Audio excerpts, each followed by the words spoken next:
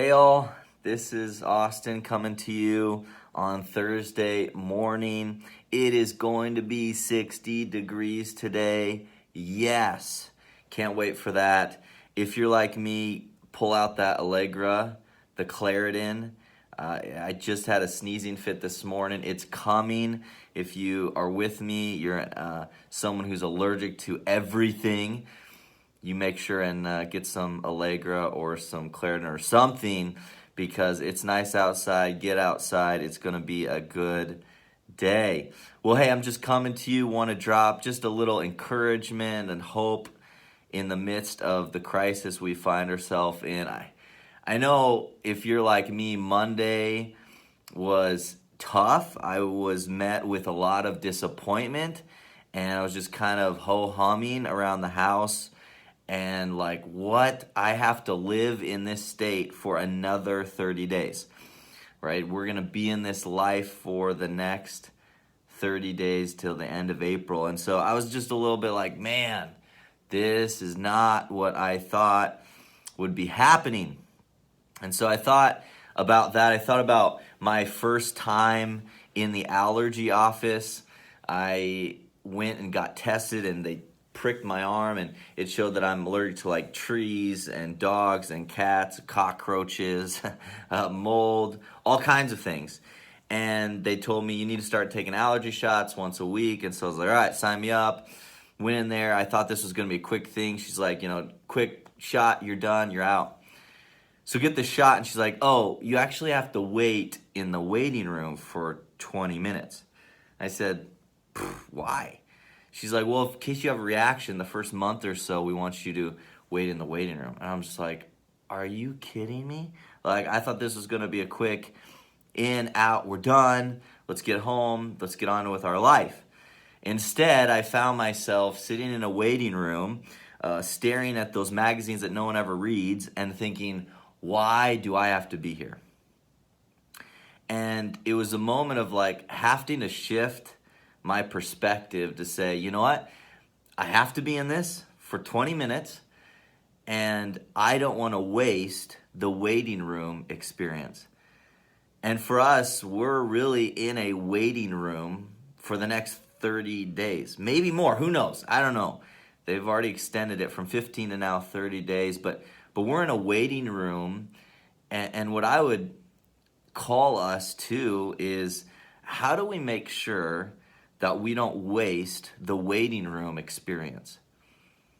Some of us have great opportunity that lies in front of us during this waiting period, where we can live out our faith in a new way that maybe we didn't have before. And so you could see it as a problem of like, man, we have to be in this waiting room, or see it as, how do I use this time to live out my faith in a new way? If you're like me, you've been walking the neighborhood and walks, and maybe some of you have walked the neighborhood more than you ever have since you've lived at the home you're in right now. And maybe you've connected with neighbors in social distancing across the street, but you've talked to people you normally wouldn't talk to. Or you think about the time you get to spend with your kids. I know it's it's sometimes a lot to all be cooped up in the same home, but how are we taking moments now that we're home at nights, we're not out, that we're discipling our kids? Our church has posted some online videos of children's ministry, videos of some of our best teachers communicating the gospel project. And so how are we using that, leveraging that time to disciple our kids? What about reaching out to someone? That person that you told your spouse, or you thought in your mind, I wonder how they're doing during this crisis. Reach out to them. Let them know that you're for them, you're with them, and just simply asking, like, how are you doing in the midst of this? And then how can I pray for you? Those are two quick questions that will lead to some great ministry and a new expression of how you live your faith out during this waiting period time. And as I thought about this, I thought of Psalm 3, King David. He was in the midst of a crisis. He was dethroned by his own son, Absalom. He had been betrayed by his own blood.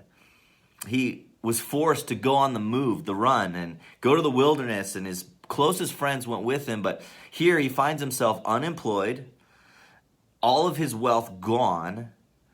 He's been betrayed. The luxuries of his life he once knew are now all gone. For some of us, we may be in that spot. I've heard of so many of folks that have been furloughed or let go during this time. The luxuries, the way they've lived their life is now stripped away, and now it's just to staying at home now, and it's just totally different. And so David cries out in Psalm 3 in the midst of his crisis. And I think we can take some notes from that in our crisis we're in right now. Verse 1 and 2, he just simply talks about his complaint. His soul is heavy right now. And verse 3 and 4 is what I want to focus us in on. Is, but you, O Lord, are a shield about me. The idea is you are this protection. You're the one who will provide and protect me during this season of life. And he says, my glory, the lifter of my head. I love that. Is in the midst of the crisis, in the midst of David's crisis, he said, the Lord is the one who will encourage me, who will lift my head. I love that. In the midst of this, crying out to the Lord, letting him know, and he will lift your head. And he ends verse 4 by saying, I cried aloud to the Lord. It's the idea of like pouring it out to the Lord, like yelling out at the Lord of what's going on in your heart. And he says, and he answered me from his holy hill, that the Lord responds. He is a listener. So he protects us, he encourages us, and he listens to us in the midst of crisis. So I don't know where you're at. Maybe you feel the kind of that disappointment or that heaviness I felt on Monday right now, but just know David went through his own crisis, and he was able to say, the Lord is my protector, he's my encourager, and he's a listener in these times as well. And so pouring your heart out to the Lord is always a win during this time. So I just want to do that now. I just want to pray for you, pray over you, wherever you're at on this Thursday morning. God, we come to you. We thank you that you are this shield about us, that you're this protector. God, you can protect us from this virus. God, you can protect those healthcare workers that are on the front lines caring for folks. God, I just pray that you protect them. You care for them. You look out for them, God. Lord, I pray that in the moments of maybe even slipping into depression, Lord, as we are in isolation right now, a lot of times, God, that we would not fall back, but rather see you as the one who lifts our head, that you would encourage us in this time as we cry aloud to you, knowing that you will listen to us. So I just pray for folks right now that may be on the brink of losing their job or being furloughed. God, as they look to apply for unemployment or get resource in another way, Lord, that you would take care of them, that you would provide for them. They would, in the midst of them losing their dependence upon everything else, that they would look to you and depend upon you, trusting in you in this time.